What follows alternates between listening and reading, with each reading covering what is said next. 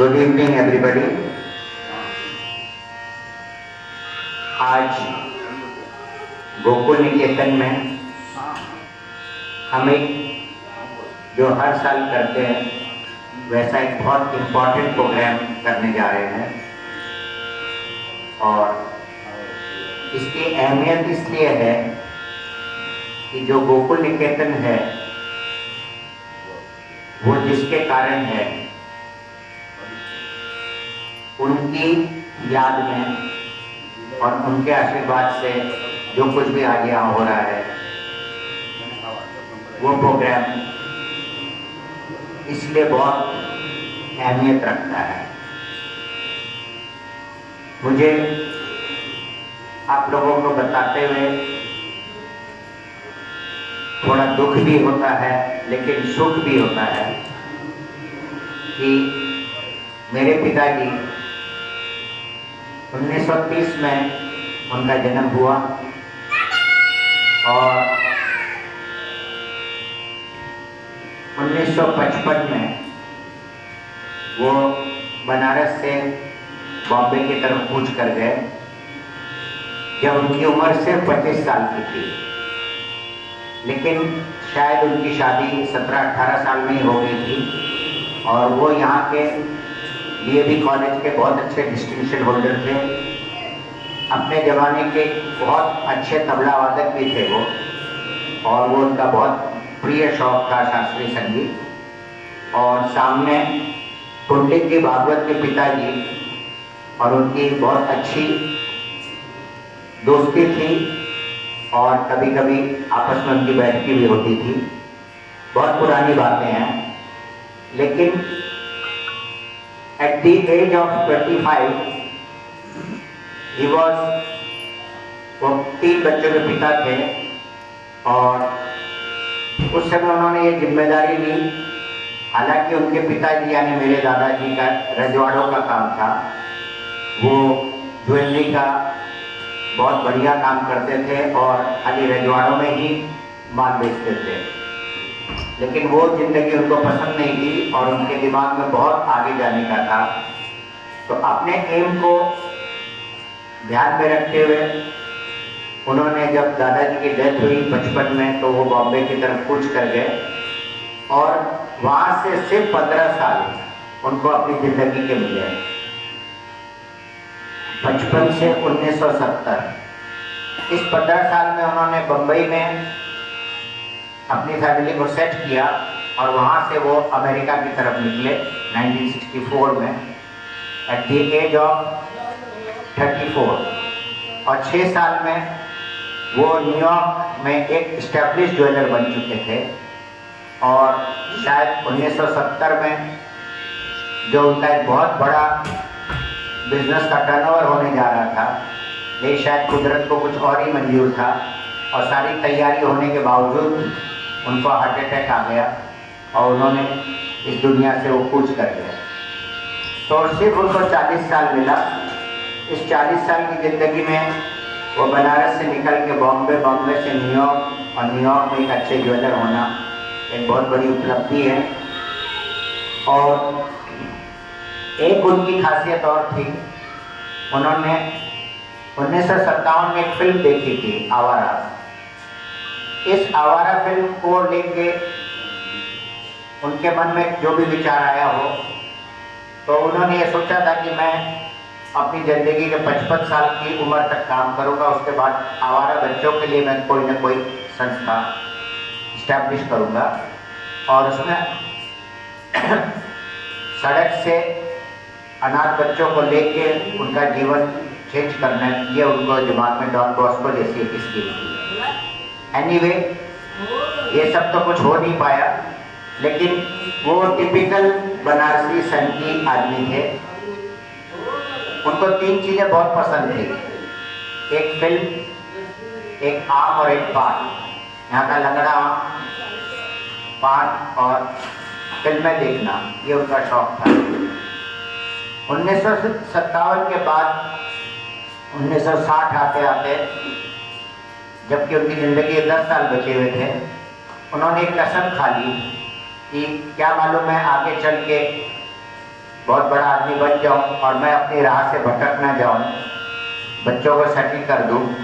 तो इसलिए उन्होंने एक कसम खाई कि जब तक मैं ये इंस्टीट्यूट नहीं फॉर्म करूंगा, माता जी के बहुत मना करने के बावजूद भी उन्होंने जब कसम खा ली तो खा ली। और 1960 में उन्होंने कसम खा ली कि मैं जिंदगी भर न पान खाऊंगा, न आम खाऊंगा, न पिक्चर देखूंगा। और उन्होंने अपनी ये तीनों कस्में अपनी लाइफ में मजबूत रखी और इन कस्मों के साथ ही वो अलविदा हो गए। 10 साल तक ना उन्होंने कोई पिक्चर देखी। जो आदमी हफ्ते में 3 पिक्चर देखता हो, उसने पिक्चर का त्याग कर दिया, आम का त्याग कर दिया और पान का त्याग कर दिया। उनका विल पावर बहुत स्ट्रांग था। उनकी एक बहुत अच्छी खासियत और भी थी, उनको ड्राइविंग का बहुत बड़ा शौक था। तो वो हिंदुस्तान मोटर्स कलकत्ता में जाके गाड़ी लेते थे, वो भी आसाम कोटे की, ताकि मजबूत गाड़ी मिले, और उसको यूपी लाके यूपी रजिस्टर कराते थे। और यहाँ से फिर वो 12 दिन की टूर पे निकलते थे बॉम्बे, और सब लोगों से मिलते हुए, वो दिन में तो सबसे मिलते थे और रात रात भर गाड़ी चलाते थे। उस समय उनके पास एक वेबली स्कॉट रिवॉल्वर थी, जिसको वो अपनी बेटी बोलते थे। बोले मेरे से कोई डर नहीं है। वो अपने डैश बॉक्स में रिवॉल्वर रखते थे, वो मदर और एक नौकर रात भर गाड़ी चलाते थे। वो जमाना जबकि हाईवे पे अगर ट्रक आता था तो आपको 2 चक्के नीचे उतारने पड़ते थे। उस जमाने में भी वो 110-120 की स्पीड में गाड़ी चलाते थे। तो ऐसी बहुत सारी उनकी बातें हैं। और जब उनकी डेथ हुई और 1 साल बाद जब अमेरिकन इंडस्ट्री को पता चला, तो आज मुझे ये बताते हुए बहुत गर्व है कि उनको जो जो सर्टिफिकेट्स मिले वो वर्ल्ड के नामी jewellers, Harry Winston, Van Cleef Arpels, Tiffany and company, जिन्होंने लिखा है अपने सर्टिफिकेट में कि he is a jewel to American jewel industry. इतनी उनकी पकड़ थी अपने बिजनेस में, उनकी निगाह इतनी तेज थी। और वो जाते थे, लोग माल उधार में बेचते थे और कैश लेके वो चले आते थे। ये सब उनकी उपलब्धियां थी। लेकिन कहते हैं जिसकी यहाँ बहुत जरूरत होती है उसकी वहाँ भी बहुत जरूरत होती है। इसलिए 40 की उम्र में वो यहाँ से अलविदा कर गए। हम लोग उसके बाद थोड़े प्रॉब्लम में आए, जो भी हुआ, लेकिन उनकी जो कस्में है उसको माता जी ने बरकरार रखा।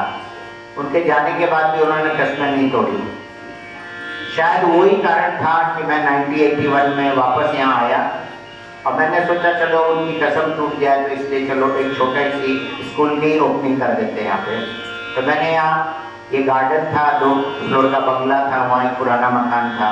तो मैंने एक नर्सरी की क्लास का 33-35 बच्चों से एक स्कूल चालू किया।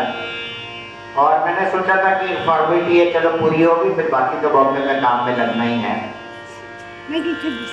तो भी मुझे नहीं पता था कि वो जो बीज बोया है वो कितना बढ़ेगा। टाइम के साथ वो इतना बढ़ता चला गया बीज कि नर्सरी से लेके 8 तक वो स्कूल बढ़ता चला गया। और ये सब बिल्डिंग वगैरह उसमें ही बढ़ती चली गई।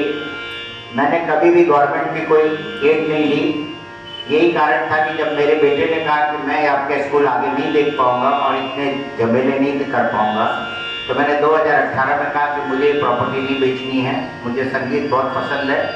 मैं बनारस अपनी सारी बॉम्बे की चीज़ों को छोड़ के यहाँ आ गया और मैंने इसको कोरोना टाइम में यात्री निवास में कन्वर्ट किया 2-3 साल में। आज आपके सामने ये एक अच्छा यात्री निवास है जिसकी कैपेसिटी करीब 150 लोगों की है। और हम यहाँ पर संगीत को भी इक्वल इम्पोर्टेंस देते हैं। और मुझे ये बताते हुए आप लोगों को बड़ा गर्व होता है कि मुझे बनारस में जो लोगों का सपोर्ट मिला, जिसके कारण मैं बॉम्बे से यहाँ आया, मैं विचलित बिल्कुल नहीं हुआ। उसमें भैया जी नंबर 1, उनके लिए प्लीज एक जोरदार क्लैपिंग, ताली बजा दीजिए।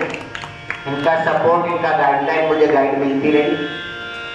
फिर अशोक झा जी, इनको मैं बॉम्बे ले गया सीखने के लिए और ये मेरे पास 10-15 दिन रहे भी। इनसे भी कुछ सीखा मैंने। इनका सपोर्ट हमेशा मिला। और मेरे गुरु पंडित किशन राम लोकर जी, तो इनके लिए भी प्लीज़ एक बार अच्छी ताली बजा दीजिए। इसके अलावा पंडित देवाशीष देव जो शिल्पायन के प्रेसिडेंट भी हैं, और डॉक्टर रागिनी शर्मा और डॉक्टर शुभंकर डे, ऐसे कई लोगों का मुझे बहुत साथ मिलता गया और मैंने यहाँ पर बहुत प्रोग्राम्स किए और स्पॉन्सर भी किया। और मैंने कोरोना टाइम में 18 प्रोग्राम का रिकॉर्ड किया है हर पूर्णिमा को, और सब नामी गिरामी आर्टिस्ट का। तो कभी बजरे पे, कभी टेरेस पे, कभी यहाँ, इस तरह 18 प्रोग्राम मैंने नॉन स्टॉप किए। और मुझे जो संगीत का जो आनंद और आशीर्वाद मिला उसकी कल्पना शायद आप भी नहीं कर सकते हैं। तो ये सब चीज़ मिलती रही, और सबसे बड़ी बात है कि कहीं न कहीं पिताजी का आशीर्वाद मेरे साथ बना हुआ है, आज भी है। आज भी मैं सपनों में उनको देखता हूँ, कभी कोई बातचीत भी करता हूँ इतने दिनों बाद। मुझे राय मशवरा भी होता है, ऐसा लगता है कि मैं उनसे बस अभी बात ही कर रहा हूँ, नींद टूटती तो लगता है सब बिखर गया। लेकिन उनका भी आशीर्वाद मिला, और मेरी माता जी भी हैं यहाँ, शी इज नाउ 94 ईयर्स, उनका भी आशीर्वाद बना हुआ है। और ये सब के साथ यहाँ संगीत का, महफिलों का दौर चलता है, और मुझे उम्मीद है ये चलता रहेगा। तो आज अपने पिता को याद करते हुए, उनकी याद में आज उनकी 55th डेथ एनिवर्सरी है। आज वो शायद होते तो 85 ईयर्स के होते, 95 के होते हो। तो माता जी से 1 साल बड़े थे, तो 95 के वो होते।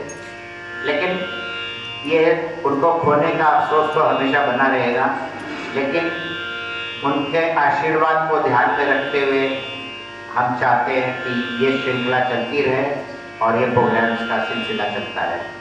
तो चलिए हम लोग आज की इस सभा का अब शुभारंभ करने जा रहे हैं। तो सबसे पहले मैं हमारे तीनों गुरुओं को बुलाऊंगा। आइए दीप प्रज्वलन आप कर दीजिए, आइए।